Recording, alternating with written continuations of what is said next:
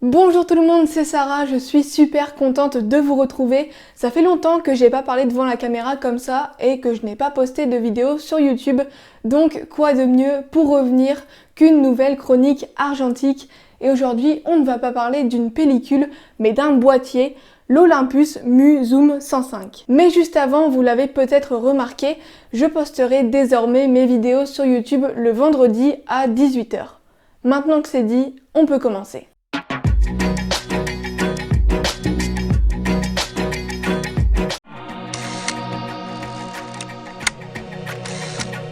Bon, alors l'Olympus Mu Zoom 105 est un boîtier argentique qui appartient à la grande famille des appareils photo compacts, c'est-à-dire que son objectif n'est pas interchangeable mais natif et que, comme son nom l'indique, il est petit, léger, discret et facilement transportable. On peut le mettre dans la poche d'une veste ou d'un manteau par exemple. L'Olympus Mu Zoom 105 est un boîtier fabriqué entre 1996 et 1998 avec un zoom qui varie entre 38 et 105 mm, donc il est assez polyvalent et ultra pratique, notamment pour faire de la photo de rue. Par exemple, cette photo, celle-là ou encore celle-là ont été prises avec cet appareil photo. Pour finir, avec les caractéristiques techniques, l'appareil photo est en mode tout automatique, il dispose d'un flash et d'un retardateur et il est weatherproof, ce qui signifie que normalement on peut photographier avec sous la pluie sans souci. J'avoue que je préfère quand même éviter, mais j'ai déjà essayé et effectivement je n'ai pas eu de soucis.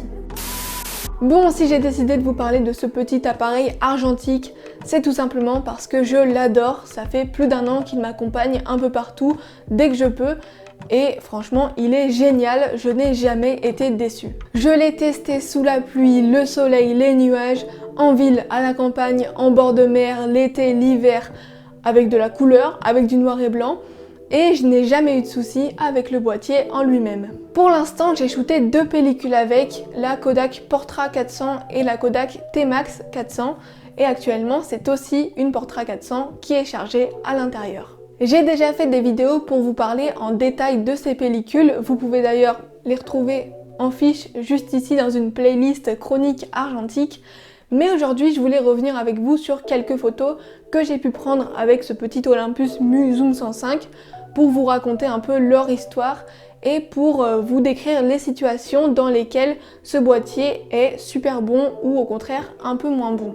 Et pour commencer, je vous amène sur l'île de Molène en février 2020. Vrai baptême de feu pour mon petit compact puisque les conditions météorologiques n'étaient pas idéales entre la pluie et le brouillard. Et pourtant, je trouve que l'Olympus Mu Zoom 105 s'en est très bien sorti 90% du temps. Il y a juste eu quelques photos où j'ai zoomé et où le rendu est moins beau. Les photos sont floues à cause de la faible luminosité qui n'a pas trop plu au boîtier. On continue toujours avec le combo Olympus et pellicule Portra 400 entre Saint-Malo et la presqu'île de Crozon. Et clairement là, j'adore le résultat. En bord de mer, ce petit appareil photo compact est parfait. On peut le mettre dans un sac et l'amener à la plage ou le prendre avec nous en balade par exemple. Et le zoom permet de prendre ce qu'on veut en photo sans déranger, en étant plus libre de son placement et dans la composition de ses images. Ensuite, place à l'Olympus Mu Zoom 105 avec la pellicule Kodak T-Max 400 qui est un film noir et blanc que j'ai décidé d'utiliser l'été dernier, donc l'été 2020, lors d'un séjour de 3 semaines à Paris et avec une petite journée à Deauville. Je vous laisse regarder les images.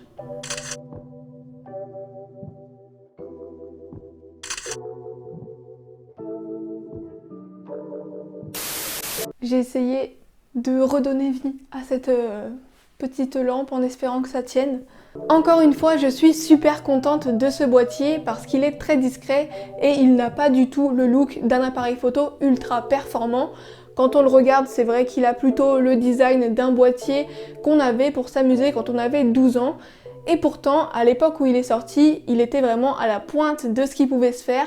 Et encore aujourd'hui, moi je le trouve vraiment top. Très bien construit, très intuitif et très simple d'utilisation. À mon avis, il convient aux gens qui veulent découvrir l'argentique et avoir un petit boîtier à amener partout sans se prendre la tête avec les réglages manuels.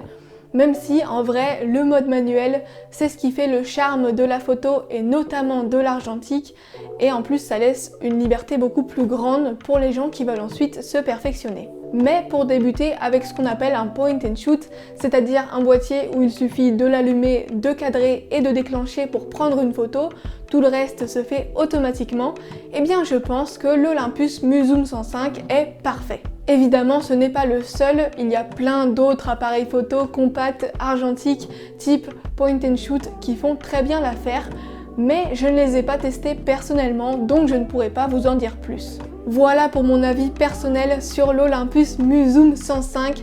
Je pense que vous l'avez largement compris, je l'adore et je le recommande vivement si vous cherchez un appareil photo argentique compact et très simple à prendre en main.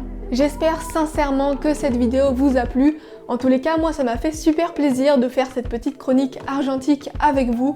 N'hésitez pas à mettre un pouce bleu, à commenter la vidéo, à la partager sur tous vos réseaux sociaux et surtout à vous abonner à ma chaîne YouTube.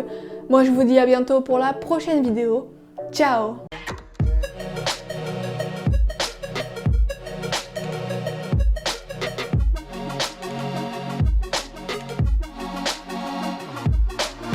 Ma lampe derrière est en train de rendre l'âme. Il faut que je change les piles, je crois.